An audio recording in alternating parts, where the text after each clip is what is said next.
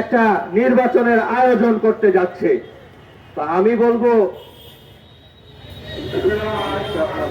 এই সরকার আওয়ামী স্পেন্সার বিভিন্ন সচিবালয়ে বিভিন্ন জায়গায় যারা বদলি হয়ে ডিসি এসপি হিসেবে এখনো কর্মরত আছে, এদেরকে নিয়ে সেই আওয়ামী নির্বাচনের মতো নির্বাচন ছাড়া সুষ্ঠু নির্বাচন সম্ভব না। পাশাপাশি বিগত সরকারের যে রেখে যাওয়া অপশাসন দুঃশাসন, বিগত সরকার 2009 ক্ষমতায় আসার পরেই প্রশাসনের সর্বোচ্চ স্তর যে যারা সেনা অফিসার, দেশপ্রেমিক সেনা অফিসার যারা বিডিআরের ভিতর ছিল, সেই সেনা অফিসারগুলোকে বদলির মাধ্যমে সেন্ট্রালাইজ করে একটা জায়গায় এনে পরে হত্যাকাণ্ডের আয়োজন করা হয়। কোন একটা ষড়যন্ত্র, এই ষড়যন্ত্র তো গভীর ষড়যন্ত্র। এই ষড়যন্ত্রের বিচার পুরো জাতির সামনে উন্মোচিত করা হোক, এই ষড়যন্ত্রের রায় পুরো জাতির সামনে উন্মোচিত করা হোক।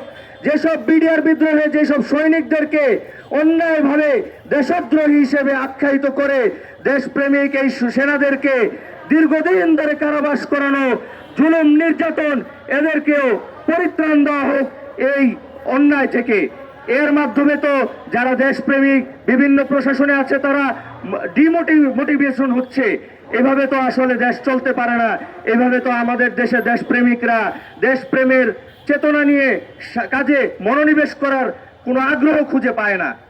আমি আবারও বলছি, বিডিআর বিদ্রোহ সহ পিলখানার বিডিআর বিদ্রোহ, শাপলা চত্বরের গণহত্যা এবং 24-এর বিপ্লবের গণ অভ্যুত্থানে যে গণহত্যা সংগঠিত হয়েছিল, এবং এসব কারণে এখন বর্তমানে কিছু কিছু দলের নেতা প্রশাসনের বিভিন্ন স্তরের এই থেকে যাওয়া এরা এই বিভিন্ন রাজনৈতিক দলের নেতাদেরকে কুমন্ত্রণা দেয় যে আওয়ামী লীগ এখানে জড়িত নয়, আওয়ামী লীগের কেউ এখানে জড়িত নয়। সরাসরি তারা প্রশাসনের একটা গুরুত্বপূর্ণ অংশ বাংলাদেশ পুলিশ বাহিনীকে এটা জড়িয়ে একটা কথা বলে যে শুধুমাত্র এই গণহত্যার দায় পুলিশ বাহিনীকে নিতে হবে। কিন্তু আমরা বলি যে গুটি কয়েক লোকের, গুটি কয়েক শ্রেণীর অপরাধ কখনোই একটা সংস্থার হতে পারে না। এসব অপরাধের, এসব কথাবার্তার, এসব দূরভিসন্ধিমূলক কথাবার্তার বিচার না করে এই সরকার নির্বাচন দেয় কোন সাহসে? ওসমান হাদি হত্যার বিচার করেনি, সকল হত্যার বিচার বাংলাদেশের জনগণ চায়।